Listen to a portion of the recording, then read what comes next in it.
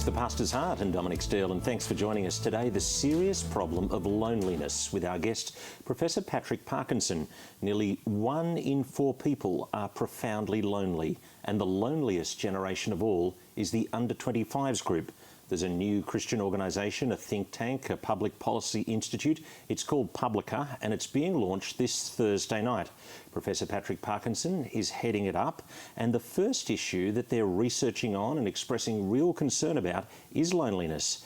Patrick, the problem, it's the most serious problem, and I was surprised to read this in your report, is not transient loneliness, but that 7 to 8% of the population have been really lonely for at least 8 years. Yes, this is findings from an Australian study which tracks people every single year and has asked questions about loneliness. So 7% of women and 8% of men said they'd been lonely for more than 8 years and may have been lonely for 20 years for all that we know. So it's a serious problem. What's that look like? I mean, put some flesh on that for me.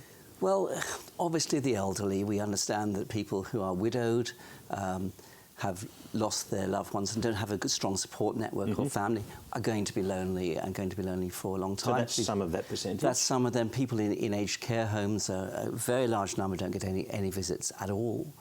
But another group which can be profoundly lonely for a very long time are separated and divorced men, and single men also. But, that is a group which we don't focus on nearly as much. I mean, when you were telling me that, you were telling me about your own pastor's heart and concern for the separated and divorced men, because that was the journey you went through.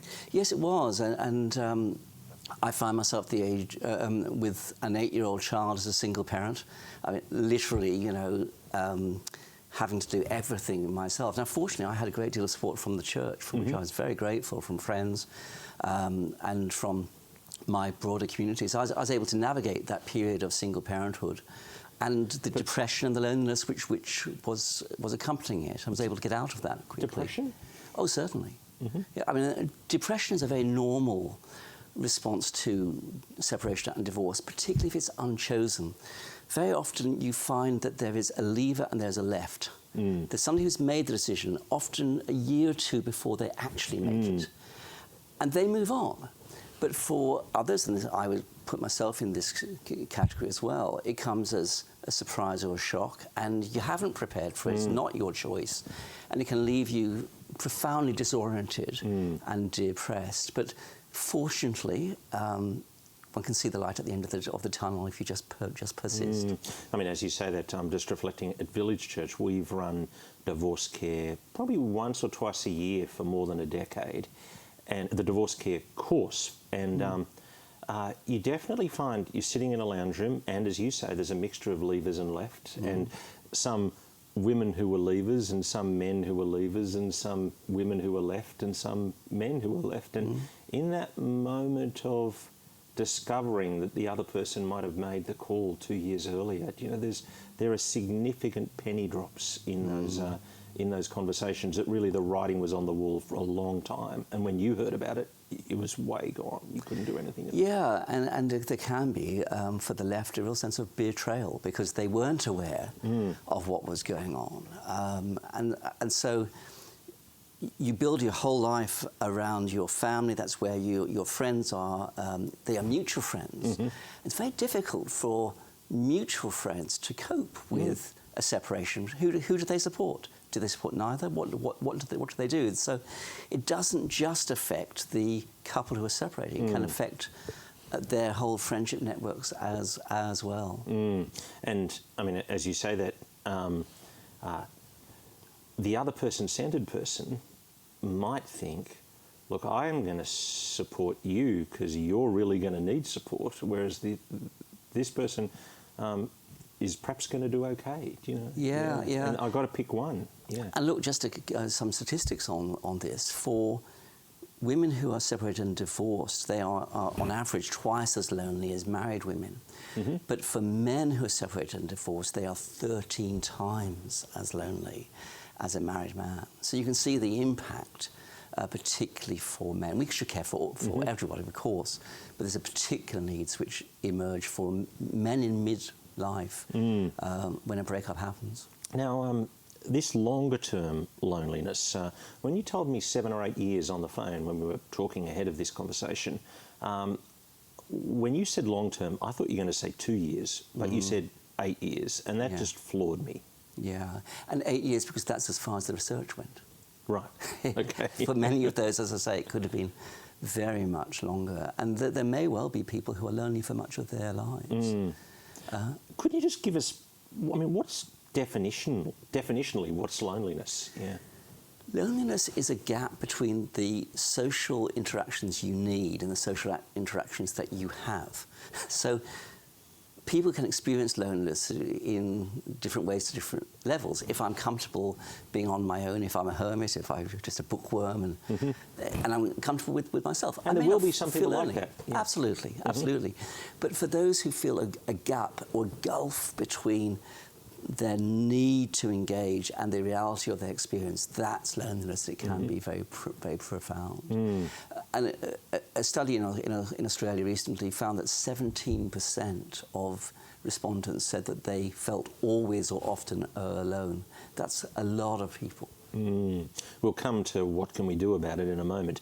But another of the findings, and I'm going to your website, your new website, publica.org.au, and there's a report there, but it says that the most lonely generation are the 18 to 24-year-olds. Now, notwithstanding what you said about elderly and divorced dads, but 18 to 24, that is profoundly worrying. It is, and it was very surprising to me. But it's there. It's there in the Australian research, the New Zealand research, the American research, the English research. They're all showing the same thing. And they're also showing that the problem's getting worse. So if you ask the question, as they did in England, do you have at least one close friend with whom you could share? Nearly 30% were saying, no, I don't, in England. And that was up significantly from just a few years earlier. So this is a growing problem. And we see this in school kids as well, 16-year-olds who are asked about their friendships at school. There's an increasing proportion who are saying that they really don't have good friends at school. So what do you blame? Is it Steve Jobs and Apple and the iPhone, or what? I know that's a conventional response, but the research is clear on it. If you look at the data from 2012 onwards, 2012 being the time when the smartphone begins to become pretty ubiquitous in the younger generation, certainly in wealthy Western countries.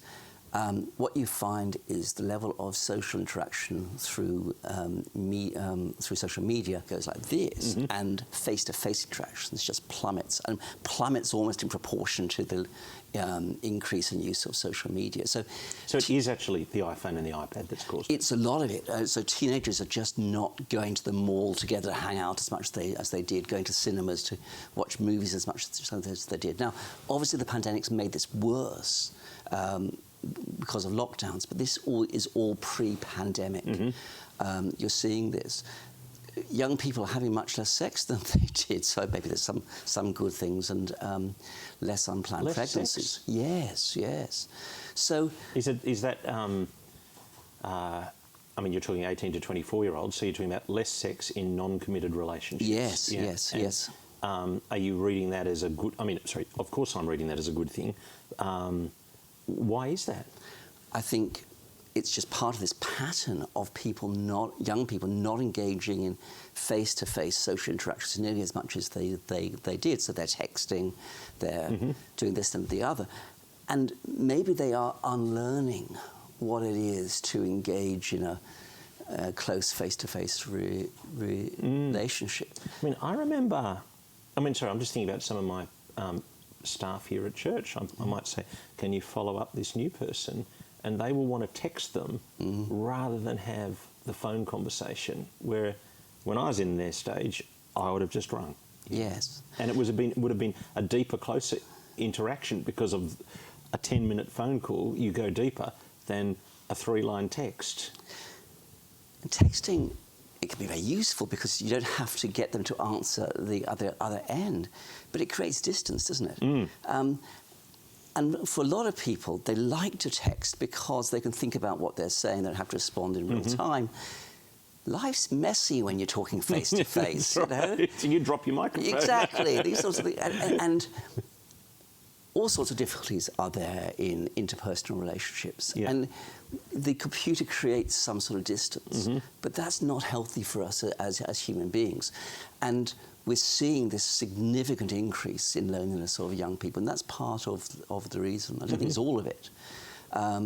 I think we're seeing in some research now a connection between your family breaking up and young people's loneliness. Keep going. So I think what's going on here is that when your parents decide to separate, or one has made that decision, kids can be very depressed too. Absolutely. Yeah. And they can withdraw into themselves. So imagine this happens when they're in year 5 or year 6 and they're going to start high school and they're still in that space. Much harder to make friends if you're not this carefree, happy-go-lucky, outgoing sort of kid. So it's almost inevitable, I think, that that can impact upon their peer relationships. The other thing that boys in particular do... We've known that divorce damages their academic standing, but you're saying it damages them socially as well. Yes, yes. And for boys, one of the other ways they can respond is by acting out and behaving badly. And of course, that drives away friends as well. You know, it's fine to have a clown, but eventually you get tired of it. Talk to me through migrant groups and geography. Are we greater or lesser loneliness in second-generation people, that kind of thing?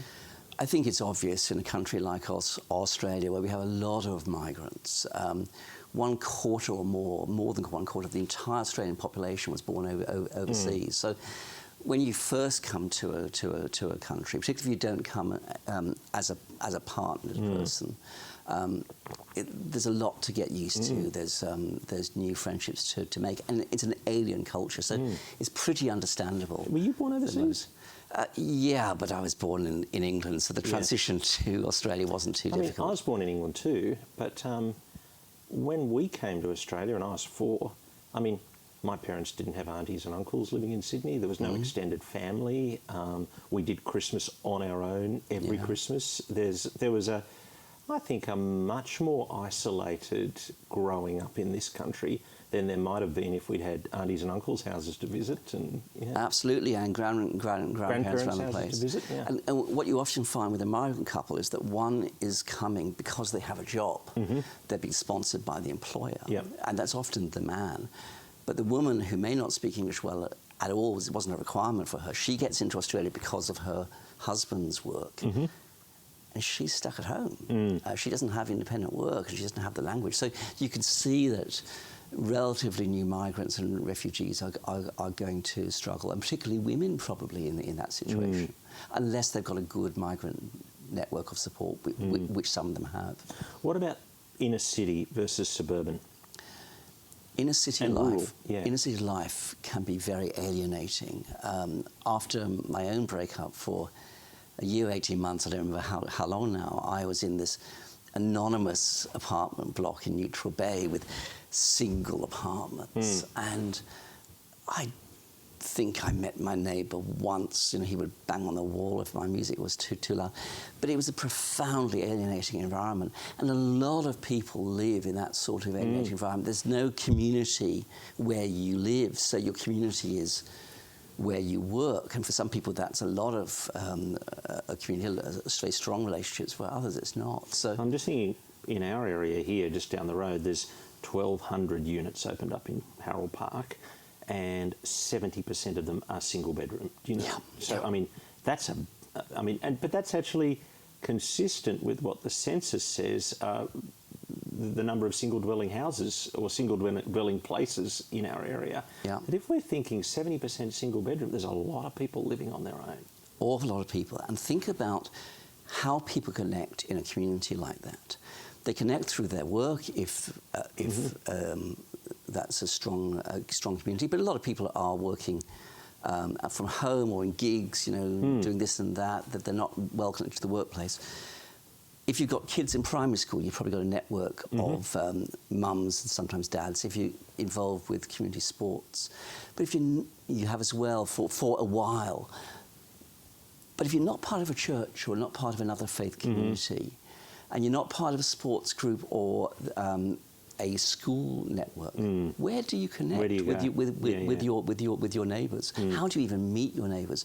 And one of the things we've got to do is to try to find ways again to build a community of neighbours, because people are not just depressed by loneliness; their lives will be shorter. One of the things I was really impressed with a group of people from our church did was Glebe Point Road, down the road from here, and you would know it.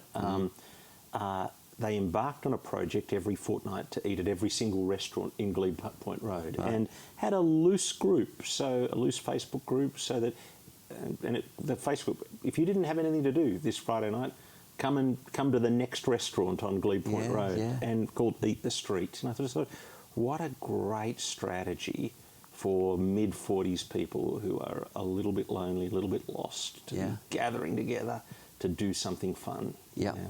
Now, Publica, Christian think tank, Public Policy Institute, you're wanting to speak to churches and you're wanting to speak to government, and you're taking on loneliness as your project. What are you saying to us as churches first? Well, if you think about how the churches I grew up in, the churches I've lived in as an adult, have been structured, they're very often structured around families. So you've got a kids' work, you've got a youth work. You might have a young adults work in a larger church, but then the assumption is you form families, and that becomes the hub, nucleus, the nucleus of the life of the church, and then grandparents are supported through their families. Now that, for a lot of people in our community, a lot of people in our churches, is simply not the case. So less than half of the number of people are getting married now, proportionately, as they did 50 years ago. A lot of people are not forming long-term stable relationships, married or not.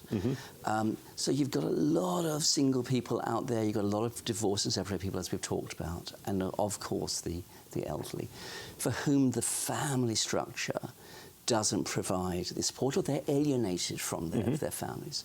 So I think we've got to rethink, to the extent we can, our ministries to move beyond a family model and say, well, what can we do for the divorce? What can we do for people who are single? What does it look like between 18 and 30, 30 being the average age these days that people are marrying in Australia and England and elsewhere?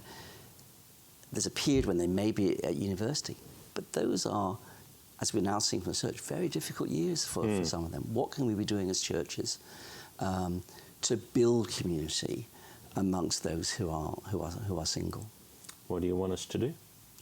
I think that depends very much on each church. For churches which have 30 people, and of course there are many in the Western world who are quite small, there may just be one small thing they can do.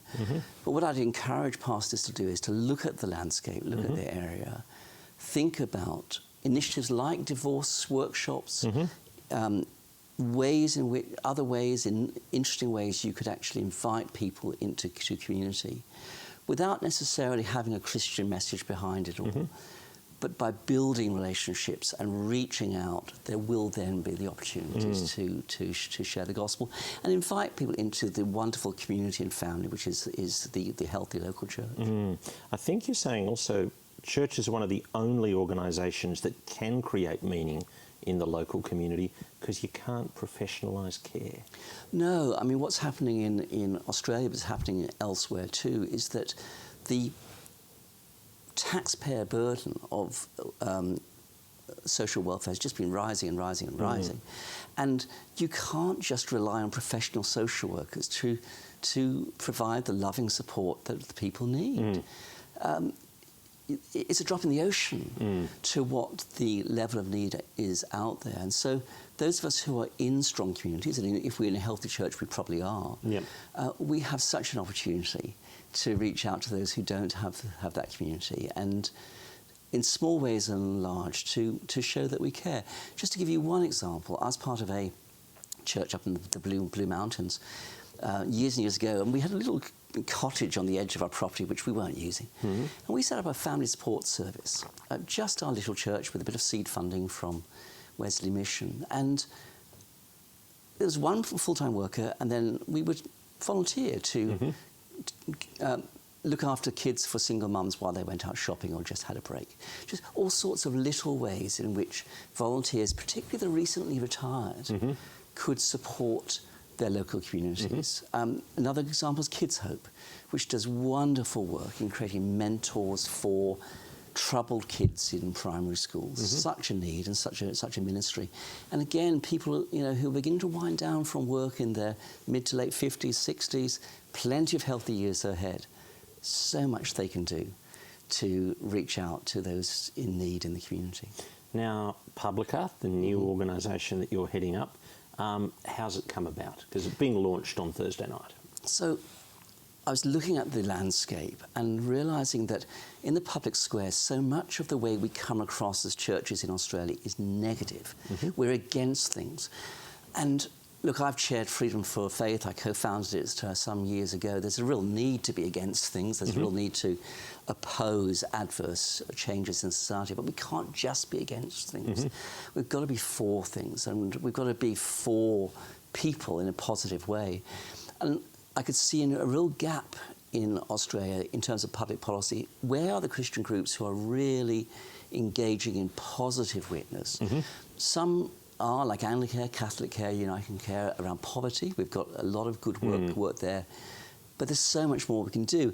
And in the public discourse in Australia, there's just a gap, a silence about family issues, an unwillingness to acknowledge that we actually have an ever-increasing social disaster because of the breakdown of families and the transience of a lot of families with children, particularly unmarried couples with children.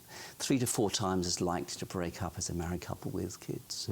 We aren't talking about these things. When I try to talk about these things as a family law expert, people are just reluctant to hear it. They just don't want to hear the message because we've been socialised to believe that family structure doesn't matter and that whatever works for you is fine. But it's not fine for our kids. And we have a cascading problem of social disadvantage here. So Publica is wanting to put the facts out, to give churches and others resources, the information, but also to offer positive proposals for how we can strengthen families, how we can build a community of neighbours in local communities and avoid just outsourcing all our care to professional organisations. I'm just thinking, I mean, your own journey in practising family law, lecturing in family law, that's really put your nose down into the messiness of breakups and disasters in relationships. And so that's fantastic to actually be saying, how can we turn around some of these messes that I've been looking at hard and crying over for decades? A great deal of my work has been child protection too, and there's a real tie-up between these two issues. We are seeing a 250 to 300% increase in the number of kids needing foster care in Australia over the last 15 years. That's massive. The foster care system can't cope. Why so high? Well, there's all sorts of reasons why, but it's connected to family breakdown, instability of families. Well, often single mums who don't have partners in the first place. I'm just remembering the Howard government did that report a long time ago about the big cost to the Australian economy of relationship breakdown. Huge. And the single biggest thing they could do to help Australia function better was hold relationships together. And it's not just that. Obviously, there's drugs, there's alcohol, there's mental illness. There's a big issue for single mums who are struggling. Intellectual disability, to some extent, because that's been a fairly constant issue. So all of these things combine, and what the kids who need long-term foster care, their mums or dads usually off the scene, or very often off the scene, or not capable of looking after the kids. Mum's struggling with multiple issues, domestic violence as well. And that combination of issues is so intractable that the only way forward is long-term foster care or adoption. That's very sad, but we've got to look after the kids. And we've been struggling for years to get enough foster care places. Another thing Christians can do. So My point, Dominic, is that how many of these issues have you heard talked about by our political leaders, by our news programs in the last year? Well, I mean, the politician runs to the economy, you know, and I think what you're saying is we actually need leadership on things in other space. And I mean, and by only leading on the economy, and if the churches are quiet, then really no one's saying families matter. It's just everybody do what they want. And that's why we're starting Publica, to create the discussions, to put out the ideas, to raise awareness of the problems. Because governments can't just look after the economy. They run big social welfare and child protection networks, as do local authorities, local councils. So we need to do more in this space. So the launch is Thursday night. You go to publica.org.au for details. You can watch it online, but it's down the road at Broadway at St Barnabas's. Thanks so much for coming in. Thank you, Dominic. My guest on The Pastor's Heart, Professor Patrick Parkinson, and he heads up the new organisation Publica, which starts this Thursday. Thanks for joining us. We will look forward to your company on The Pastor's Heart next Tuesday afternoon.